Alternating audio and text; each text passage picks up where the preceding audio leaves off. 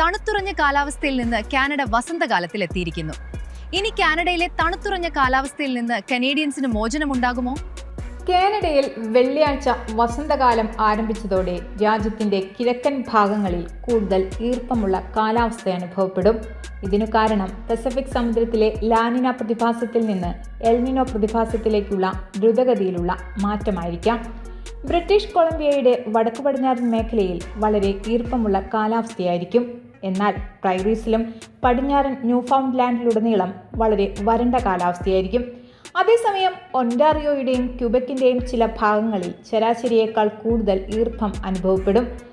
വസന്തകാലത്തേക്ക് കടന്നാലും മാർച്ചിലെ ഇനിയുള്ള ദിവസങ്ങളിലും ഏപ്രിൽ പകുതി വരെയും ന്യൂഫൗണ്ട്ലാൻഡിലേക്ക് കിഴക്കോട്ട് പോകുന്ന ഗ്രേറ്റ് ലേക്സ് പ്രദേശങ്ങളിൽ ശരാശരിയേക്കാൾ തണുത്ത താപനിലയായിരിക്കും അനുഭവപ്പെടുക. ഇക്കാരണത്താൽ കാനഡയിൽ ഈ ദിവസങ്ങളിൽ തണുപ്പുള്ള കാലാവസ്ഥ തന്നെയായിരിക്കും ഉണ്ടാകുക.